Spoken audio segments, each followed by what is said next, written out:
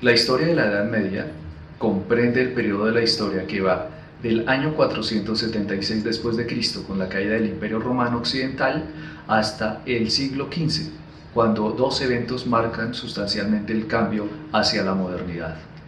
Fueron entonces la invención de la imprenta y el descubrimiento de América. Nos ofrecerá una visión comprensiva de la sociedad de la Edad Media, desde la caída del Imperio Romano hasta el siglo XV. En particular, se hará énfasis en procesos económicos, sociopolíticos y culturales que dieron forma a las llamadas Alta y Baja Edad Media, el desarrollo del feudalismo, del cristianismo y la Iglesia, las crisis sociodemográficas, el surgimiento de las ciudades y de la burguesía, la filosofía y las universidades, también la vida cotidiana. Se espera lograr una comprensión de la Edad Media que se fundamente en el análisis de grandes procesos históricos y estructurales, tanto de la vida material, las mentalidades, como las formas de representación artística de la época. Una intención clave en este curso es discutir la idea de oscuridad del mundo medieval, mostrando, por el contrario, los procesos creativos de toda índole que se presentaron durante los siglos en cuestión. Igualmente, abordará reflexiones historiográficas sobre esta época y se trabajará con algunas fuentes primarias que aproximen al estudiante al proceso de producción del conocimiento histórico. El curso de la Edad Media Europea inicia con la caída del Imperio Romano, y la historia de Roma presenta cuatro grandes etapas. A la primera etapa se le llama monarquía o monarquía etrusca, porque fueron los etruscos quienes dominaron a la sociedad romana. Y ese periodo se extiende desde la fundación de la ciudad en el 753 a.C. hasta el 509 a.C.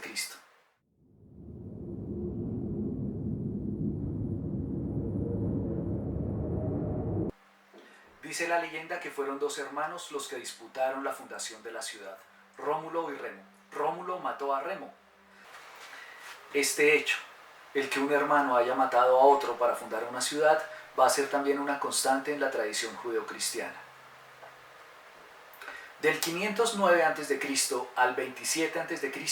se denomina ese periodo como la Res Publica Romana o República Romana.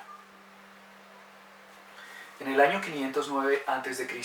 ocurrió una crisis política y social que llevó al traste con la monarquía etrusca.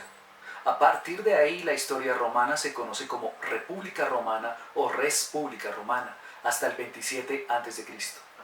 En el año 27 a.C. sube al poder Octavio, príncipe romano, y queda atrás la República, dando un nuevo nombre al periodo político que llega hasta el 285 después de Cristo. A esa tercera etapa se le denomina Principado. Del 285 después de Cristo hasta el 476 después de Cristo se conoce a esa última etapa como el Imperio Romano o el Dominado Romano. En primer lugar, hay que decir o recalcar que la historia medieval o la historia de la Edad Media Europea inicia con la caída de la sociedad romana.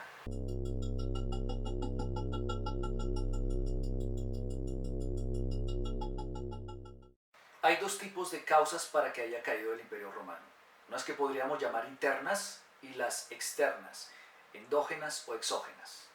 Del primer grupo está la incapacidad de los dirigentes romanos para darle solución política a los conflictos económicos, sociales y desde luego militares que vivía la sociedad romana desde el siglo II hasta el siglo V después de Cristo.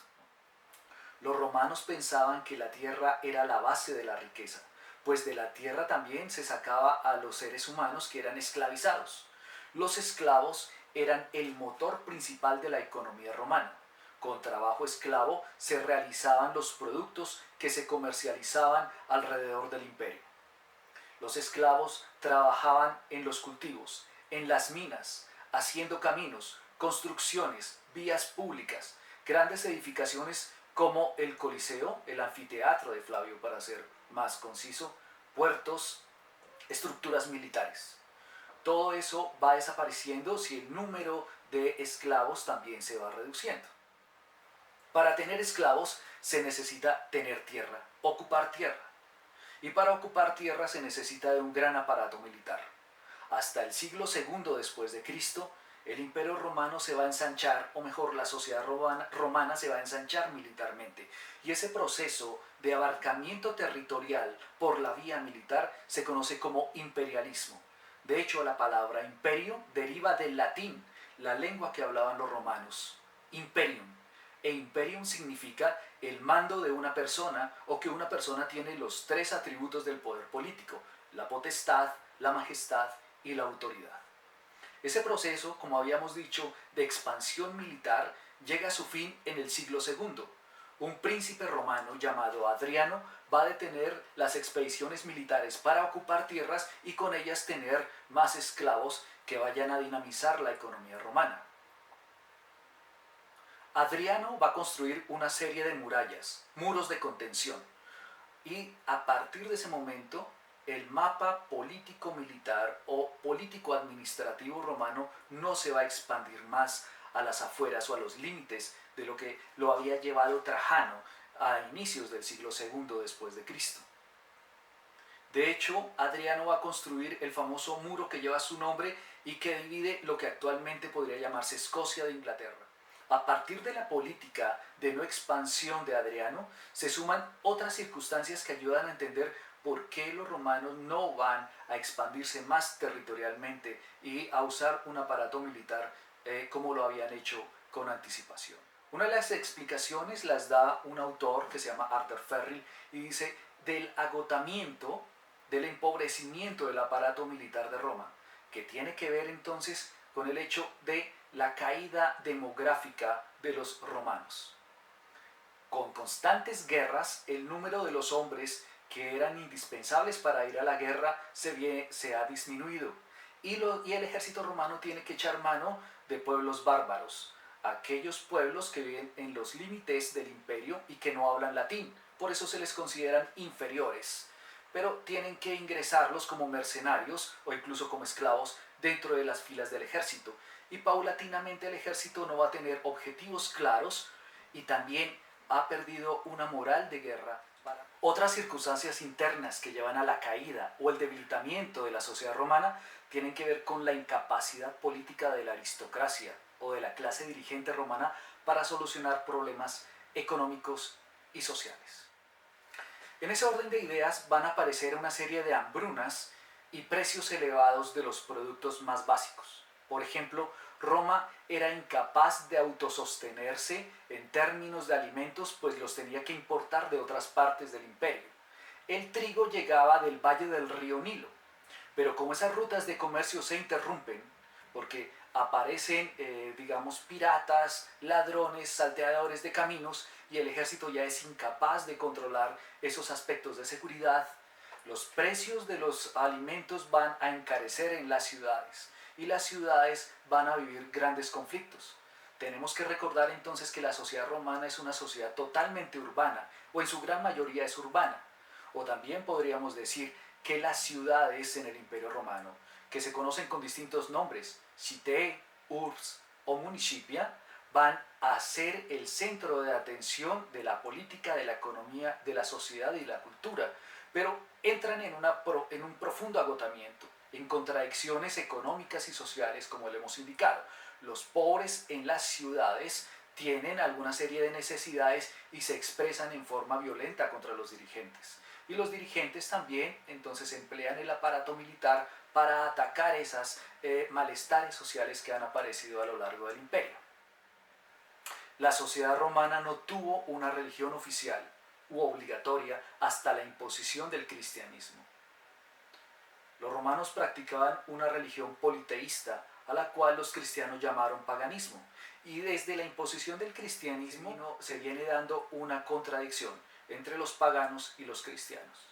Los cristianos adujeron que la crisis de la sociedad romana se debía a los excesos de inmoralidad de los romanos, y los paganos decían que el cristianismo fue nocivo para la sociedad romana porque entró a cuestionar el principio de autoridad y el esclavismo sobre el cual se basaba la economía, la política e incluso la cultura romana.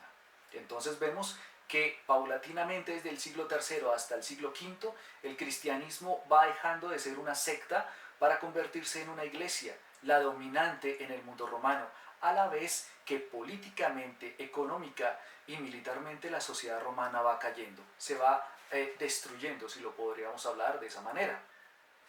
Las circunstancias externas en las cuales se enmarca el agotamiento del poder político romano las conocemos como migraciones, una serie de movimientos poblacionales que empiezan a llegar de forma pacífica o violenta al interior del territorio romano. Generalmente se conocen como invasiones bárbaras. Los bárbaros son aquellos pueblos que se ubicaron a las fronteras del imperio y que no hablaban latín. En su gran mayoría no tenían costumbres romanas, por eso los romanos los consideraron como personas de un segundo nivel y les denominan bárbaros. Los bárbaros paulatinamente van a entrar al interior del imperio, como habíamos indicado, y van a hacerse con el poder político. Y eso va a coincidir con la fragmentación de la unidad territorial romana, sobre todo en el Imperio Romano Occidental, que en el año 476... En el siglo IV Diocleciano emprendió una reforma administrativa y dividió el imperio en una tetrarquía o gobierno de 4, 2 Césares y 2 Augustos. Posteriormente, Teodosio dividió definitivamente el imperio en 2. El Imperio Romano Occidental con capital en Roma y el Imperio Romano Oriental con capital en Bizancio. La reforma de Diocleciano tuvo cierto éxito, pues aumentó el tamaño del ejército, reorganizó las provincias y aumentó el pago de los impuestos. Sin embargo, acentuó las diferencias sociales entre una clase senatorial y el estamento militar, que colisionaron por el reparto de las tierras. Además, existía una masa poblacional que vivía en la miseria. Con Teodosio, el incremento de los impuestos recayó en las ciudades y muchos comerciantes huyeron al campo. También muchas personas huyeron de las ciudades y se fueron a vivir a las villas romanas, que eran unidades agrícolas autosuficientes. En síntesis, el proceso de ruralización se hizo más evidente. Quienes no podían pagar el impuesto y sentían inseguridad por la violencia en las ciudades, pidieron ayuda a un jefe militar que vivía en las villas. Los pobres aceptaban trabajar para ese jefe militar a cambio de protección. Esta crisis afectó más al Imperio Romano Occidental que al Imperio Oriental.